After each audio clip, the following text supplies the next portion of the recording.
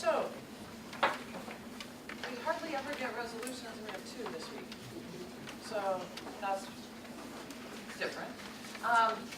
The resolutions too, they came in one day, one came in on Monday, one came in on Tuesday. I talked with Tim and Monica about this, and our bylaws require, when you put something on the agenda, that it have 3 faculty signatures. So I want to mention that we're not particularly formal here. Robert's Rules of Order are in our bylaws, and we said we would follow those, but they do prevent chaos, and they do work for good. We're a little less formal, a little more collaborative, and I'd rather not move in that direction with total formality. However, we, Tim and Monica and I and us agreed that it probably is a good idea when you're asking the Senate to pass a resolution. A resolution is binding until there's another resolution that overturns that. But when you're asking the Senate to support something as important as something that's going to be binding for future Senates, not just this one, that we probably should have 3 signatures. At least we know as a Senate that there's other faculty besides just one that is interested in this particular topic. So I asked both resolution to do that, and they did. So I just wanted to mention that unless anyone has an issue with how that's being done. Yes, Victor. Madam President, in that spirit, I think you are correct. It's in the bylaws, 3 signatures from faculty members. In that spirit, I just wanted to add, that if we are operating, I know we are operating by the Brown Act. The Brown Act requires, in subsection 54954, at all meetings, I'm quoting now, all meetings must be noticed and an agenda must be prepared, provided a brief general description of all matters to be discussed and considered at the meeting. Now, still quoting, under Chapter 4 of the Brown Act, notice and agenda requirements, the Brown Act provides for at least 72 hours prior to a regular meeting, an agenda must be posted which contains a brief general description of each item to be transacted or discussed at the meeting. And finally, Madam President, the purpose of all of this is, for this brief general description, is to inform interested members of the public about the subject matter under consideration so that they can determine whether to monitor or to participate at the meeting. This was actually a lawsuit, Carlson versus Paradise Unified School District in 1971. So I see the agenda like resolution of support. Is it for 16 weeks calendar? I have no idea. Nope. 72 weeks. Right. So we can't even discuss this resolutions because it does not meet the 72 hours threshold of having these meetings, of these items. The idea is to, at least for us to be prepared so we can save some time instead of coming here, start discussing these things, from scratch. I don't know what I'm going to be discussing here, without, some kind of brief description. It's all in the Brown Act. It is in the Brown Act, and I apologize for not having a larger description. That was an error, and it should have been. You're absolutely right. Julie. I think, Victor, it's a great point. I think for all the years I've been on Senate, it has never been our practice. So I think it would be great to move forward with today's, I would propose that we move forward with today. If it means that we cannot pass the resolution or there's some question about it, then we can do it next week. And I think it would be great to move forward with this if this is being pointed out, but this has never been an issue in all these years. So if it now is an issue, let's switch it, but it would be, I think let's try today, and if people don't feel comfortable with the information they get, then we can wait to vote. How's that? Is there any objections to that? All right, Julie? On October 6th, an email was sent to the board members and to faculty, or tried to get to all the faculty members. But Lee Kritchmar stopped it after it had been sent through the end of if you were a D. So if you are A through D, you then are privy to this email that was sent. It is the most vicious, disgusting example of cyberbullying. It has several false accusations, all false accusations against not just Bob Chester, but to our president. And several of us felt that it was really essential to respond outwardly to this heinous act. To not take a stand outwardly would make all of the faculty on this campus, full-time, part-time, complicit in this email and what it was. I don't think you need to read the email. All I can do, it is so disturbing that I really, as I was reading it, it was horrifying to me. And here we are about to look for a new president. And if I was someone who had the ability and desire to be a president, was capable, I would not want to join a college that has such horrible tactics and has and would support that kind of behavior.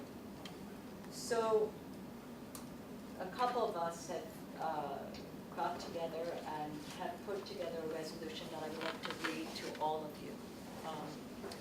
So whereas Dr. Lacy created a vibrant student success center based on faculty input upon her arrival in 2009, and whereas Dr. Lacy has improved moral and communication over previous presidents by initiating public forums, including the hiring of the VP of Academic Affairs, accreditation, and budget, as well as a convocation in the fall and the state of education in the spring. And whereas Dr. Lacy publicly promised COLA, when restored by the state, would be used for employee salaries, which was successfully negotiated between the unions and the district. And whereas Dr. Lacy has increased the diversity of the employees at Cerritos College. And whereas I have to, I'm listening. I need a mic. I have to use a mic. Oh, that's right. Is that right? Or is it working?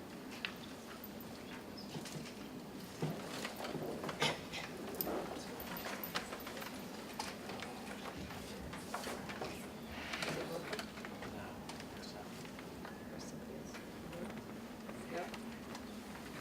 It's the problem in my classroom too, don't I?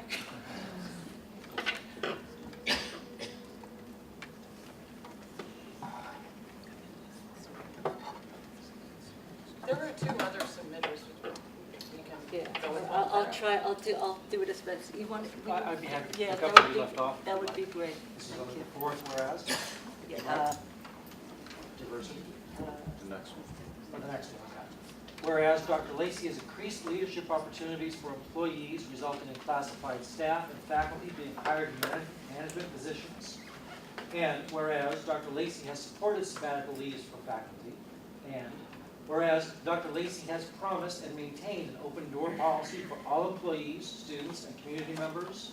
And whereas Dr. Lacy maintained a budget surplus during the fiscal crisis without full-time employee layoffs or furloughs.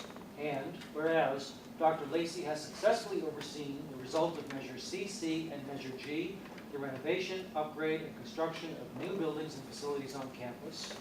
And whereas Dr. Lacy has supported environmental initiatives, including a campus-wide recycling program. And whereas ARC data have improved under Dr. Lacy's leadership. And whereas Dr. Lacy's resignation was accepted by the Board of Trustees effective June 30th, 2015. Therefore, be it resolved that the Faculty Senate supports the continued employment of Dr. Lacy until the effective date of resignation, June 30th, 2015. And be it further resolved that the Faculty Senate supports the continuation and maintenance of the above listed initiatives developed by Dr. Lacy through the shared governance process at Cerritos Community College. Is there a motion to, I have a yes, comment. I should have said this earlier, but I can see that there was passion with this resolution. I'm just this Right. decide the voting of these. I suggest that we discuss these two resolutions, but to make sure that everything is legal, because we're talking about California state law, right? That we actually put it on the next agenda for the actual vote. Let's still discuss it. So if we make changes, but then just to make sure that we do have, I would hate for us to pass a resolution, especially, well, not especially, but both resolutions, because I'm sponsoring one as well. And then all of a sudden we come back and there's a story that we violated the Brown Act or something like that. So to make sure that everything is kosher, so to speak, right? That we discuss the resolutions, because again, it is on the agenda for discussion, but we actually take a vote on the November 4th meeting. My only hesitation, I'm not quite sure what yours is about, my hesitation about this is that if we don't speak up ASAP, we are complicit. And I think this is something that really needs a response from the faculty.